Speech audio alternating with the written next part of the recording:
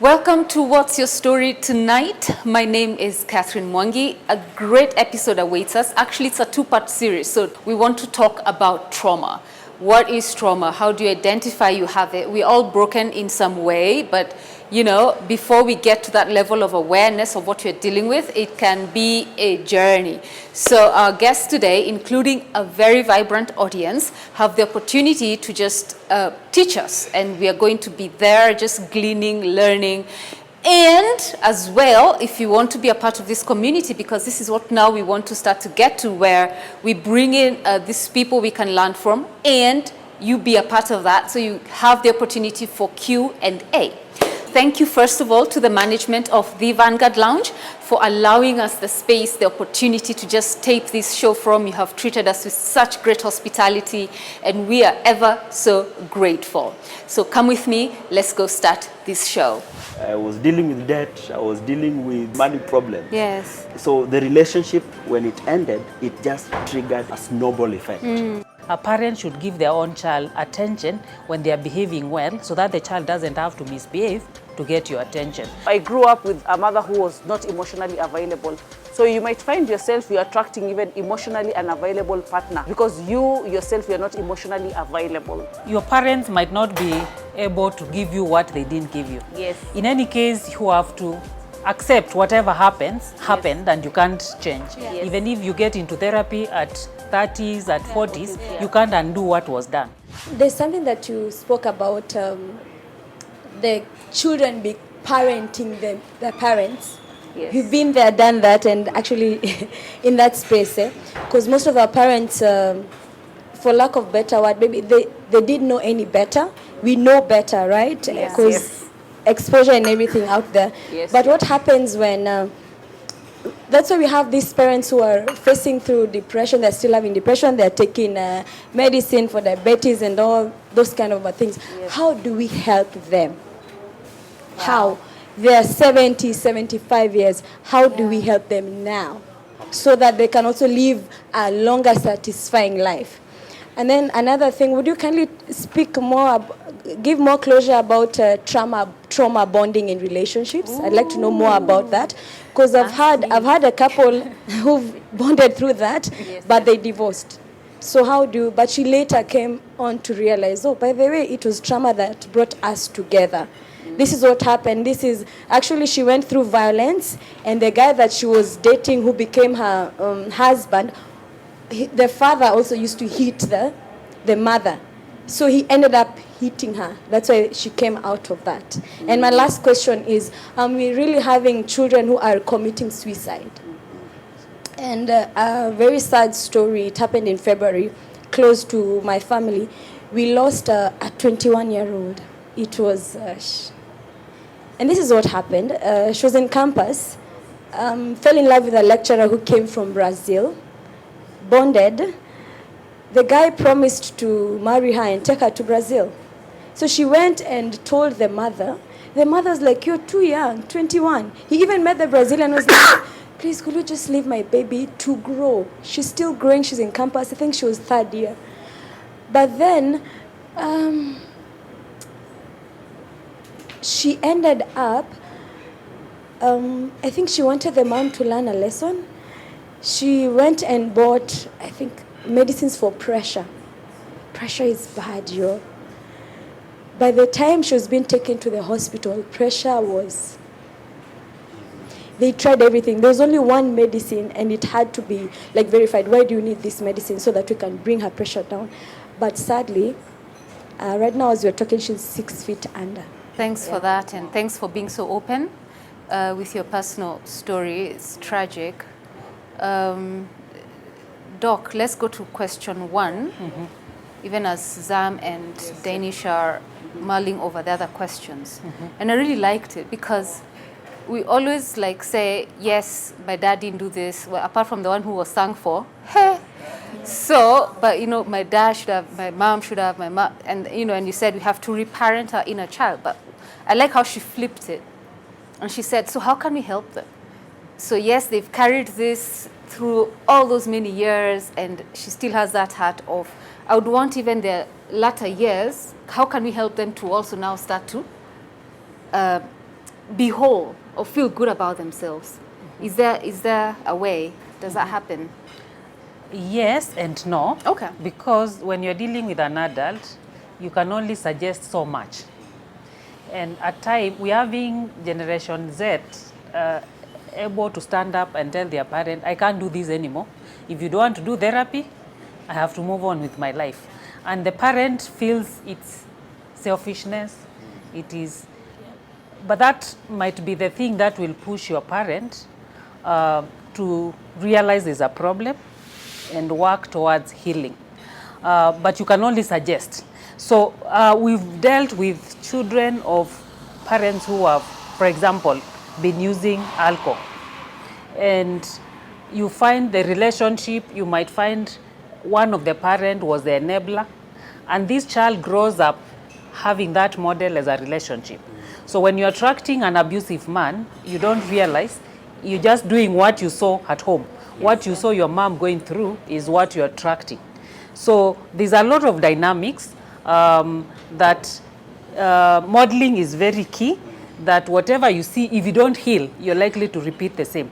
And the role of the father is as important as the role of the mother. Because you see, you're setting an example to who your daughter will be looking up to. So if a daughter grows up thinking it is okay for a man to beat his wife, then they will accept the same from their spouse. Yeah. So all in all, the young generation is aware of their mental health needs, is aware of things going all wrong at home. You can suggest to your parents, I think you need therapy, this and this is not going on well. And for the parents also, we're having parents of my generation who are enmeshed with their children. So then don't realize that my son, my daughter is now an adult. I need to find a job for myself. I'm no longer, I cannot continue parenting a 25-year-old, a 30-year-old. So you have parents who had only 2 children and their children have moved out and they think that is still their business. Instead of finding things to do, they continue enmeshing, wanting their children to live their story, and you end up worsening the relationship. So those are things you need to be keen to. And as an adult, you can only push them to do this much. You need to realize you cannot save the world. So you only suggest, and if you cannot, then you draw boundaries. This is what I will take, this I can't take. You might be putting so much focus on trying to fix your parent that in the process you forfeit your own goals, your own dreams. Yes, and when you're not okay, you're all just going to transfer that back to them. So what I now say is that the primary responsibility I have is to my mental health, Yes. to my well-being, to Yes. my progress. Yes. Then when I have grown and I'm great and successful, then out of the shade of this big mugumo or ngau tree, Yes. birds can find shade. Exactly. But if you're like this small tree that you're trying to grow, but the sun in a kuchapa, huku, character development, you'll never grow, you'll never offer shade to anybody, you know. Yeah. So Yeah. the primary focus is on to you. So for me, I made a very serious decision about, so my dad used to really tell me this, which before sounded very nice to my ears. You know, you're the light of this family. I said, no, I'm not the light. You are the light because these are your children, this is your home. Yes, I don't have a to home. them. So he stopped telling me that. So, you know, that is being, we're saying you're being fattened before the slaughter. So then what comes on is more responsibility on you, you know. Yes, So my mother also always is, she's the one who calls me, so have you visited your siblings? Because she knows I'm the one who visits them. Yes. I said, okay, so you guys are delegating your responsibilities on me. Yes. While my siblings are moving on, me here I'm stuck. So now, me, I'm putting myself first. If I don't have the money to give, I just say I don't have. Yes, And I without batting an eyelid. Yes. Right now, I'm focusing on my financial wellness, on my mental health, on my family, on my boundaries, on the things I want. Yes, When I'm okay, then maybe that's the way, because I was very attached to my family and I really saw myself as the hero. You know, the ones who, I was the first one to go to the university, first one to break many of these barriers, to go abroad, all these things. So, you know, everyone kept on telling me, you know, you're the one who lifts us. I said, no, Jesus will lift you. Amen to that. And Not me. yes, what to say, to touch on what he has said, it's so powerful because my father died when I was 17. 3 months before he died, he gave me the family mantle. I'm the second born. Skipped my mother, skipped my firstborn sister, gave it to me. When I look back, it's not something to brag about before I went through a healing journey, I thought, oh, my father really loved me. You know, like, wow, I'm the hero here. Hell no, I was a parentified child. You understand? And those are the things that really took a toll on my mental health. So I was under so much pressure. I am the family savior. I am the family hero. I had to work like a donkey. I had to take myself through school. I had to work, toil. I was a workaholic. I took my siblings through schooling. I was like, even my mother was not taking any responsibility. I was the de facto mother and father in that home, paying all the bills, doing everything. Then years back, you look back, you're like, where is the appreciation? None whatsoever. You have a wake-up call. Your responsibility is to yourself. Now I'm focusing on, and even to detach from this kind of dysfunctional family enmeshment, there'll be a lot of backlash. You have to be very strict in terms of your boundaries. I tell people right now, boundaries, boundaries. When I talk about trauma and healing, boundary is so important, setting boundaries. Yeah. Boundaries, emotional, financial, spiritual. You understand there are different types of boundaries. And right now I've had to detach, slowly exit from obligations. I sat down and wrote, like, how much money am I paying to these obligations? I was paying so much money, to a point even I'm not able to pay things for my daughter, to a point where I'm raising entitled brats. You understand? So I had to detach. There was a lot of backlash, a lot of fights, which were even affecting my mental health. 2 instances I was almost suicidal because of now the fights got so nasty. And then I had an aha moment. I'm like, one of the key factors that are affecting my mental health is family dysfunction. So I went back, I was like, I was a scapegoated child in a dysfunctional family. And I've had to, it's part of these roles that we grew up with, the savior, the golden child, the scapechild. You have to detach from those roles. Yeah. Part of healing also, I had to kind of like go no contact with my mother, because I realized we were enmeshed. And I had to kind of like detach, grow no contact for some time, set strong boundaries.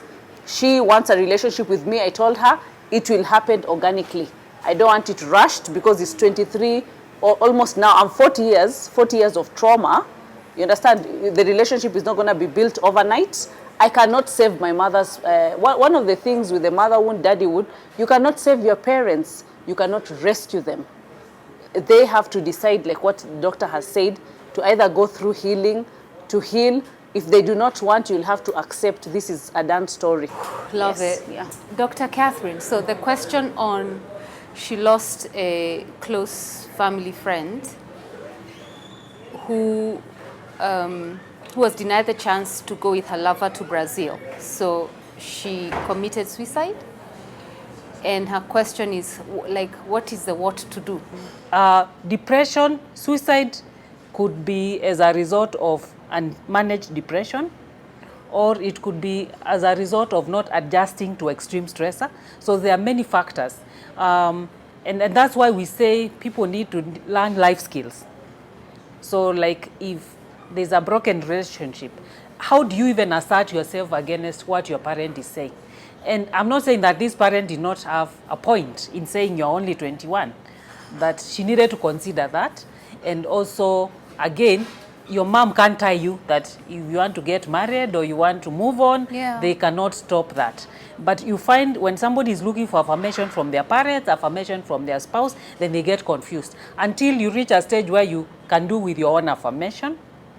And listen to other people's opinion is equally important. Analyze and make your own decision. Not, I have to do this so that I can be affirmed by my mother. I have to do this so that my spouse can affirm me. I have to do this so that my child can affirm me. So I think when people reach that stage, then that's when you can say, this is the boundary. Yes. I like something you've said, which has enlightened me, that it's not that case. Like, we can't just judge and say, because she was denied being together with this man, that is why she... No, there are other factors, side and root, that could have contributed. So we should never judge it as this is why. Yes? So Catherine, I was part of the team that developed Kenya's suicide prevention policy by the Ministry of Health. And in these instances, it's also good to offer practical. Absolutely, so yes. One, there's Befriend Us Kenya. So if you're at risk or you have some suicidal ideation, there's Befriend Us Kenya. you can reach out to them. You can check out the Ministry of Health. They have a department on mental health, Ministry of Health, Department of Mental Health. They have a lot of resources, prevention, because suicide, death by suicide is almost 700,000 people die by suicide globally. So, and it's got a huge burden on many other issues, socioeconomic. For example, if somebody who was the breadwinner dies by suicide, we're not just looking at the death, we're looking at also the other consequences of that. So it's a massive public health issue that we need to do that. Last but not least, we don't say committed suicide, we say died by suicide. Why? Because when we say committed suicide, we are denoting a crime. So for example, when somebody is having a heart attack, we don't say he committed a heart attack. When somebody is having malaria, he committed malaria. Got it. I get it. So we say that, and why this is important is because right now there's a lot of mental health advocates who are pushing for the repealing of the penal code that criminalizes attempted suicide. Because in Kenya, it's the most absurd thing that attempted suicide or death by suicide statistics are released by the Department of Criminal Investigations. It is abnormal that a public health issue is being handled by a criminal investigation. So I think partnership with the media, advocates, we need to push so that then we repeal this section, so that when somebody attempts suicide, they don't say because they're afraid they'll be arrested. But when they attempt suicide and they need medical help, then they can go. Also, when somebody goes to a hospital and the insurance providers know that it was attempted suicide, they forfeit the cover. So you see why it's important that we decriminalize suicide. So we destigmatize, we decriminalize, because I've seen a lot of church people saying that if we decriminalize suicide, we're going to allow it. No. What we are saying is remove it from the law, so that medical cover will cover people, so that people can find help, and so that we can have statistics and resources that then will be channeled into tackling this major public health issue. And we have seen our Chief Justice talk in that direction.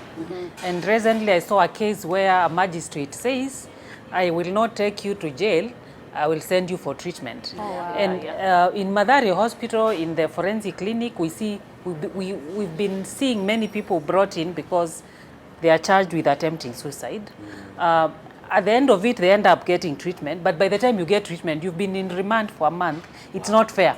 So again, we need to make sure that we have life skills, our self-esteem is good, we have worked towards it, so that whenever there are these disappointments, life is full of disappointments. How do you bounce back? I think that's a key thing. And we'll come to that. I want her to answer trauma bonds. So trauma bonds, my first marriage, the result of, I was blessed with a daughter, was a trauma bond. And I didn't know it was a trauma bond. I mean, my ex-husband had lost the mother, had lost the dad, you understand, had lost my father, almost similar background. And we found ourselves in this enmeshed, kind of like, oh, I'm the helper, you understand, like I'm the fixer. We had issues of drug and substance use as well.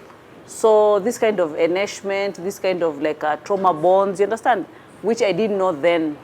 So if you don't heal, you'll find yourself attracting certain kind of dynamics, which when you heal, you'll not be able to attract that. I was comfortable to be on my own. I focused on myself, on my healing, on my career growth, on my hobbies, you know. And then I said, I'm not going to be jumping from one marriage to another marriage. And that is what is happening also when I look at my community, the Somali community.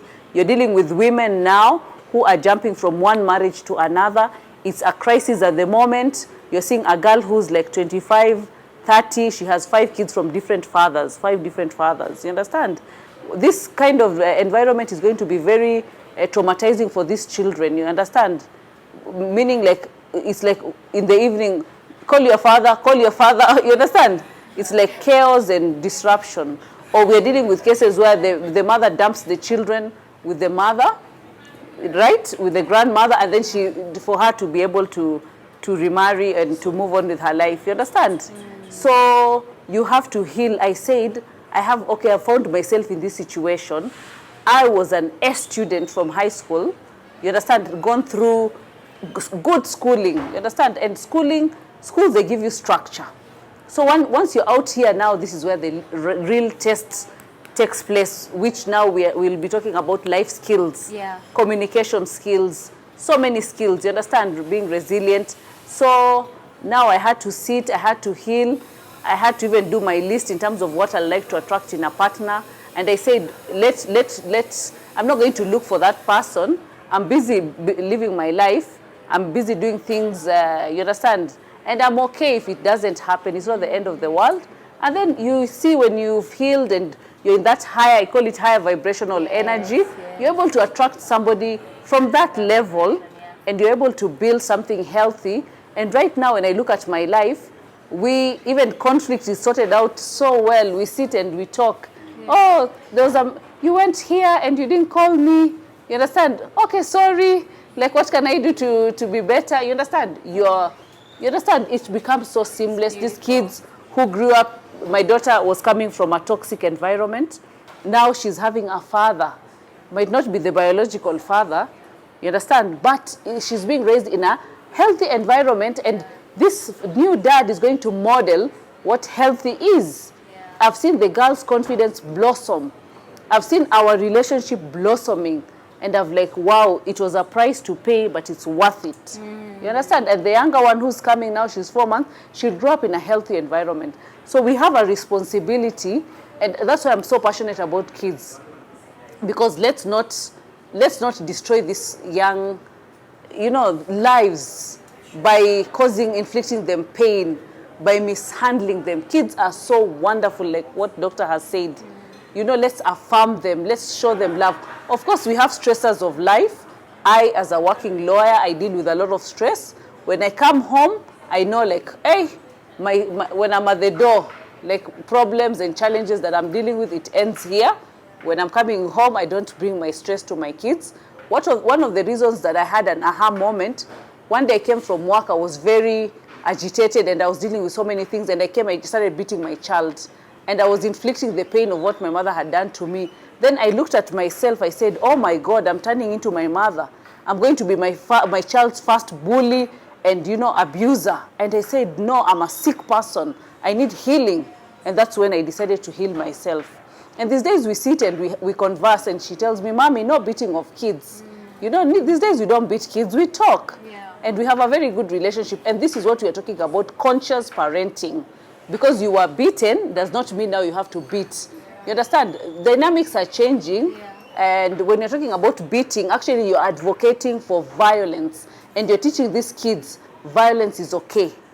Can we address, and these children, when you're dealing with them, their brains are undeveloped. What are you punishing? Bad behavior? There is no bad behavior. This is a child. You need to nurture them. So you have to be a very conscious parent in terms of nurturing, in terms of modeling good behavior. We have to take a very short break. We'll be back in a bit. Men are still considered for jobs. And you are telling me that I'm empowered? We gotta interrogate the sort of empowerment that we push, especially in our society. What we need now are trauma-informed institutions. We are happy that the younger generation is now able to stand up for mental health. Let's push to have these services available to everybody wherever they are.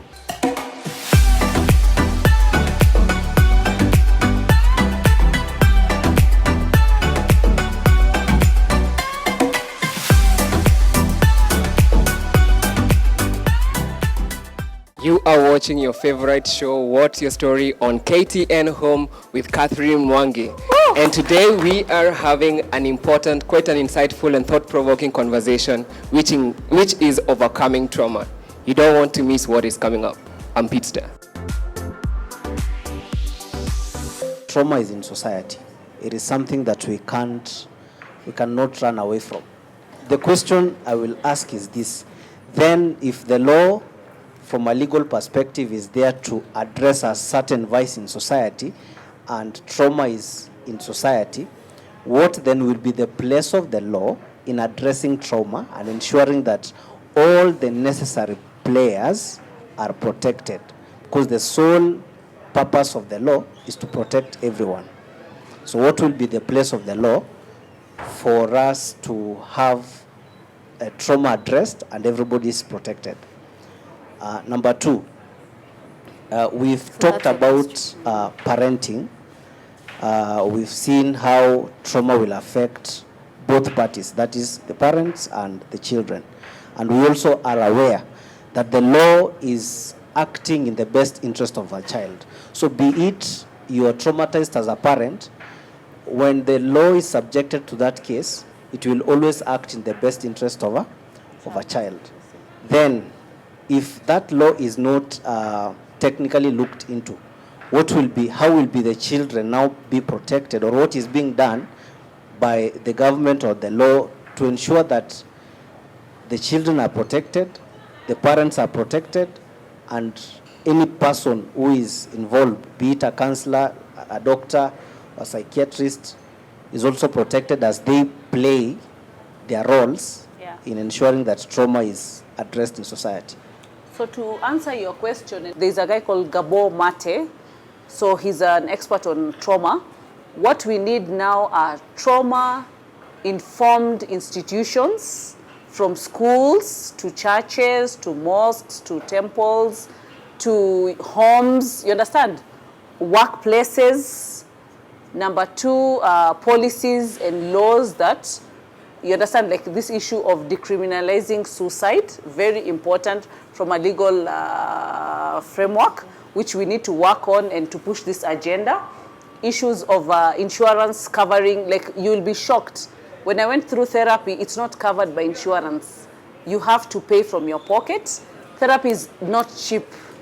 So a lot of people will not be able to access this kind of services unless they're able to pay for them. Yes. Also add on to that from the mental health advocacy aspect. And it is, mental health is your right, just like any other right. So you have a right to access the highest standards of mental health care. And the push for decriminalizing suicide and decriminalizing substance use disorders has been ongoing. For example, I was part of the mental health task force, where we also recommended making sure that some of these offensive laws are amended, and it's in the process. And that's why you've heard that the CJ has also put on their weight that suicide, and this was also advised by the Shakahola deaths, where you found that people who have been brainwashed to the point of not eating, and they are starving, they are dying, and they are being put in a remand instead of being taken to a hospital to make sure their physiology is worked on. So laws are changed by advocacy, because you see, the lawmakers might not have all this information. So it is all of us, you and me, to advocate for some of these things, to push until they are done. What the insurances do is actually breaking the law. But they make sure they do it so technically, and the lawyers here know that when you're signing the contract, you see, like those software contracts, you read and read, and at the end of it, you have to agree to be allowed to use. That's the same case with insurance. They put it somewhere that they'll not cover suicidal attempt, they will not cover substance use, even the international insurances, which when they are in US or in UK, it's a totally different story. They come to Kenya and they'll always put in that clause. So that is breaking the law. And we keep saying, as mental health advocates, if the two of us agree to commit a law, then that is still not allowed. If we say, let's kill each other, will that pass in the law? So the same way you tell me I signed a contract that I'll not be covered if I attempt suicide, we were doing something illegal. We were discriminating. So I think we need advocacy to change some of those things. Because yes, if a doctor writes in a medical form, claim form, that it was anything to do with suicide or anything to do with substance, it will not be covered. And that's breaking the law. That is discrimination. So we have to keep pushing. Okay. So, covered. Let's get your question. Yeah. One thing being a single person is a very strong take to be on. It's hard to be single. We also need the moral support and whatnot, yeah? So also the part that he said, he needs to take time not to find just someone to be an enabler of, sasa mimi sipendi kufanyiwa hivi, mwenye atakosa kunifanyia hivi ndio tutaezana na yeye, you see? So that part. Also on the trauma, mostly I believe that the trauma, as much as men wanasema, it's so much on men. For the ladies, imekuwa maybe from vile tumelelewa. Like for me, my parents are old. my mom passed on when she was 70. So, and then my dad is almost 80.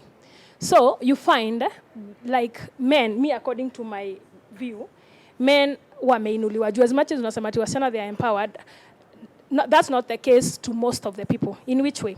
Unaweza pata, if it's me na my brother, si ndio? From time nimekuwa mdogo, tuko hapo. Mimi, kama tuko na yeye, I'll be taught to serve him. Si ndio? But he will never be taught to serve me. Are you getting the... Yes, yeah. Unaget? Like, hiyo ni kitu imekuwa. Sawa, saa inaweza kuwa mental health na nini ime-affect men so much. But now from the upbringing, you find it's hard, like, usibehave kama mwanaume. Unaona? Like, usijibizane, usifanye kazi za wanaume. Usi vitu kama hizo. Like, kuna vile unafaa ubehave, vile chali haya. Hata osha vyombo, si ndio? Kuna hiyo generation yetu, sisi si Gen Z, si hiyo ingine. So, saa hii ndio wa mama, like me, I have a kid. It's a girl, so sijui vile nita behave na a boy. I expect a boy, pia oshe vyombo. Yeah. Unaget? Yes. Pia yeye afanye each and everything. Sasa mimi, mimi I'm expected to wash the utensils, and maybe when it comes to a man's job, like kufunga ng'ombe, if I don't do that, I'll get hit. Unaget? Yeah. But yeye hata ambiwa oshe vyombo. Are you getting what I'm trying to say? Yes. Yeah. So it's just, I don't know how the empowerment is coming. I don't sijaione bado. So you done it. So we know that women are being empowered. And then the other not wrong side, the girl child being empowered. Not everyone is empowered. Do you know that? Yes. Many of the ladies ndio wanaishi under poverty level. Yes. Tuchukue hapa ndani, si ndio? Not every girl akona ile do iko juu. Maybe tuseme maybe ni 1 2 3. Una get? Yes. So, kwa job market, men are still considered for jobs. Nitaenda, mimi nimejaribu jeshi for so many years before nimepita hiyo miaka. Umeget? But singechukuliwa, wanachukua machali 20, madem ni 5. Why? And you are telling me that I'm empowered? Unaget? Sawa. Tukienda kwa kazi mimi na the lawyer, my friend here, tuko na the same credentials, but him being a man, he gets the job. Where is the empowerment? Si kila, sawa, we are empowered. Hatukatai, we are better from ile time tulikuwa, si ndio? But it's not haijafika pale. I just want to get a clarification. There's a nasikianga kuna shrink. I don't know if it's the wrong word. Maybe you'll correct me, doctor. Kuna shrink, kuna therapist, kuna counselor, kuna psychiatrist. Inakuwa aje like therapist ndio ako anaanza bila mimi maybe leo nimekasirika, I need to see a therapist or a counselor. Una get? So paraphrase on that. Thank you. Yeah, thank you very much. I really agree with you that women are still disadvantaged to some extent. That the example you've given, that you have homework, 2 kids have come, and this happens a lot in the upcountry. You've come home, you have homework, the boy is allowed to sit and do his homework, the girl is supposed to go and cook. So that is discrimination. But now we've reached a stage where maybe at my age, I'm able to work and I'm able to bring an income. And now when you're dealing with a man who is finding a woman who might even earn more than they are, then they do not know how to respond to that. And we're having a challenge. For example, I was managing a lady who told me where her problems began was because her husband lost his job, and because she was still employed, he found excuses. Why are you coming home late? And she wasn't going anywhere else. After work, she would just go home, but she had to take 2 vehicles before reaching home. And he told her, no, because you cannot come home early, you have to stop working. And she had to move. So this man was getting threatened because the woman is earning and he's not earning. So she looked back and said, if both of us are not earning, then what will happen to our children? Yeah. So yes, I agree, women still earn less. When you go on maternity leave, for 9 months, you're losing experience. When you go for the next interview, you'll be sitting with a man who has 9 years of experience, 9 months of experience, and you've been at home. So you're not going to be at the same level. An employer looks at you and says, this one is likely to be on maternity leave, let me take the male. So there's that discrimination. Worldwide, it is known that women earn less for the same job compared to the man working the same job. So those are clear discrimination. But now in our setup, we are also reaching a point where when this man now finds this woman who is able to stand that and be able to earn and be able to demand for to be treated well, they Yeah. can't handle that. Yeah. So we are also reaching that stage. Yes. Yes. Now I've even forgotten the other question I was supposed to about the therapist, the counselor. Really, it's about access. There are people who can easily access a doctor, a psychiatrist, so they'll go to them. There are those who will, their primary access is the teacher. There are those, the primary access is the pastor or the priest. So really it's about the access, but definitely if you reach a stage of suicidal thoughts, severe depression, definitely you need a doctor to treat you first before you can be able to reason out and do cognitive behavioral therapy, for example. So there are some extreme cases where you need medication, but if it's mild, then you can start with therapy alone. But a good therapist also knows when to bring in the doctor. A good pastor knows when to tell you you have to go and see a doctor. A good teacher will be able to tell you, now this child we have to refer to a doctor. We've been talking to them, but this is not working. Yeah. Yes. Quickly add on to that so that I take a question there. We gotta interrogate the sort of empowerment that we push, especially in our society. Empowerment must be culturally, environmentally friendlier. So for example, for me, the sort of empowerment I wanna push in Africa is what I call Ubuntu. I am because you are. Because I think we are sometimes forgetting that if you are empowered and I'm empowered, we're good. But if I'm not empowered and you are empowered, or if I'm empowered and you're not empowered and stuff like that. Then secondly, I grew up in the rural Kenya, was raised by my mother. This idea of washing dishes and cooking, it's actually quite strange to me because all of us were raised, we were 3 boys and 4 girls, and we were raised like all the same. None of us was ever favored and said, oh, you're a man. And so I don't want to use my lived experience as the standard because I know that that's not their lived experience. My point is this. Let us push for holistic wellness of society, where we say that if Odongo is not okay, I am not okay. Because the idea that one person can be okay, then others will suffer is not sustainable. Yes, yeah. Then to the lawyer, we are moving away from what we call one-dimensional careers, where lawyers make laws. Those laws, do you make them for cows or for people? You make them for people.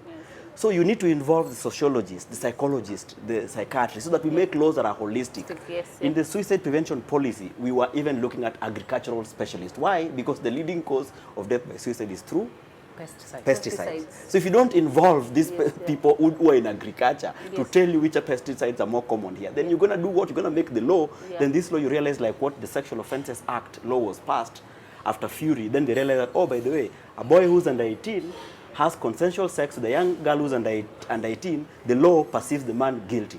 Yeah, it's You see, because it's not a culturally sensitive law. Yes, yeah. Another thing also, our lens of always seeing things from a criminal justice perspective. This pass a law, this pass a law. We're not thinking about rehabilitative systems, alternative dispute resolution mechanisms, embedding societal solution that can help us because we are Africans. And these things, before the white man came and imposed a European constitution on us, we had our own systems and it worked perfectly well. Why don't we borrow this? Why do we always feel like we got to pass the laws and make them nini? So that for me is what I'm saying. I want to talk to you, Wangari, and this is my very passion. We need to do a bit more conversation between genders, between men and women.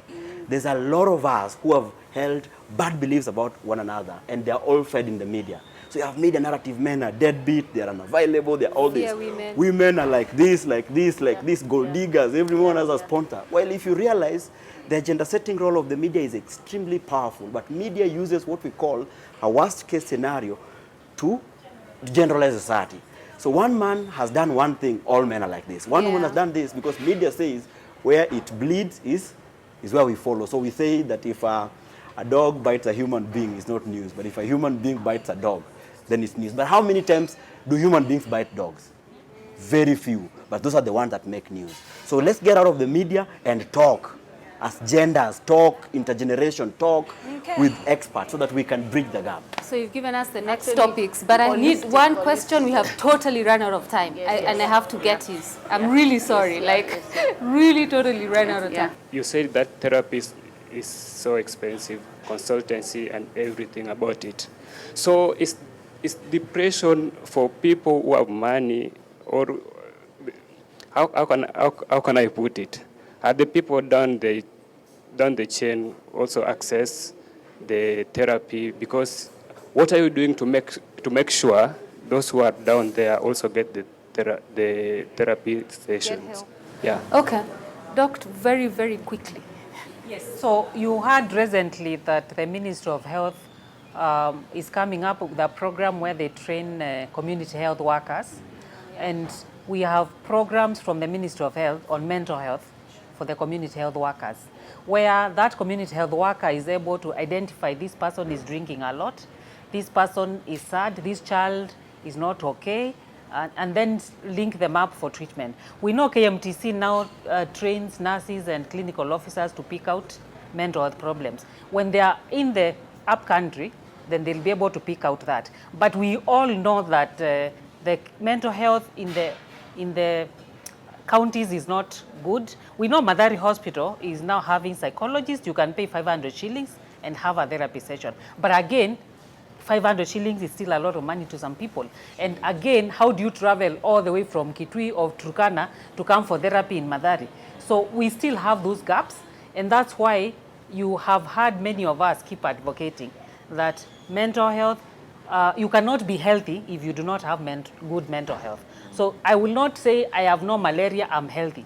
A mother who is depressed will not take the child for immunizations. So even if you bring all the vaccines, and I'm depressed, I will not take my child for immunization. So likewise, a mother who is depressed, they will not bring up a child who has good self-esteem. So again, you have a child who is traumatized from childhood because the mother was not treated for depression. So we have a lot to do, but we all need to join into it. And we are happy that the younger generation is now able to stand up for mental health. Let's push to have these services available to everybody wherever they are. Okay, thank you so much. 1 minute each for your final remarks, just really like even 45 seconds. Zan. My prayer is for Kenya to be a healed nation. I mean, we're having the visiting delegation from UK. When we look at certain communities, they're dealing with trauma of colonization, you understand? Substance abuse. So collective healing needs to happen, you understand? My prayers are for a healed nation. Yes, yes. I'll donate my minutes to Dr. Catherine to tell us. We keep on throwing these words. He's a narcissist, he's all these things. He's, I have this, I'm trauma bonding. Is there a medical, who is a narcissist? And can I just decide that you're a narcissist and you are? 45 seconds. Yeah. I think that's something which we women would like saying, he's a narcissist. So, personality disorders. There are various personality disorders. For me, as a doctor, I prefer dealing with the issues you have rather than giving you a label. So if I tell you you have antisocial personality disorder, I give you permission to behave the way you want. But if I say, I am seeing that you lack empathy, I'm seeing that you are sad most of your time, I'm seeing you have this problem, you're not relating well, you're not solving your problems well, you're not communicating well, then I give you leeway to be able to work on that. So for me, I do not like boxing people into this personality disorder. There are various personality disorders, but even in that personality disorder, so if you say I'm a narcissist, so what? I still have to work on those challenges. So the best thing is identify the problem I have, let's work on it, and so that we can have a cohesive society. Wow. I apologize to anyone who had a question or follow-up question. We didn't have time for it, but these are conversations we have started, and it's part of a big dream we have to do more of this so that you have your questions answered, even if it won't be answered fully, but you learned something. I'm sure you've all picked a thing or two. I like that conversation on gender so that we stop saying men, women, men. So you're advocating for a wholesome society. I like that. Maybe that should be our next conversation. I don't know. But I want to thank you, audience, for your engagement and participation. I'm sorry you didn't get to ask a question, but next time. Next time, okay, I promise. And to you, Zamzam, the advocate, Danish of the wellness what? Tribe. The wellness tribe, getting married in a few years' time. Amen. Yeah. To a healed Somali. To a healed, okay, to a healed Somali people. Yeah. Somali. And Dr. Catherine, thank you for even making it on such super short notice, but you've just dropped wonderful gems here. I'm so grateful for your time. We will have this again, okay? We definitely have to have it again. We haven't explored even that reparenting in a child. I really wanted to go there. So, and to your dad, man, that is a good example. Yeah, may fathers sing to their children. I mean, I think that does something wonderful. So, and to you watching, thank you as well for making time tonight to watch this two-part series of, we had titled it Overcoming Trauma, but I'm not sure what the title is now. The writers maybe can try, because we have just flowed. We've just flowed. Yeah? You have a topic? No. We just flowed. We discussed many things about our lives, really. Let's just put it like that. And maybe we may just get to trauma again, and then it will just flow. So we are not rigid. We are not, it's how it flows, we go. Thank you for making time. We repeat Sunday 2 p.m. Here on KTN, or you check on YouTube right after this. And if you want to be a part of this community, just 22151 is our SMS line. Just write and say, I want to be part of what you're building with this panelists and audience. Whichever role you want to play, just let us know, because this is the plan this season. Until next week, stay well. God bless you.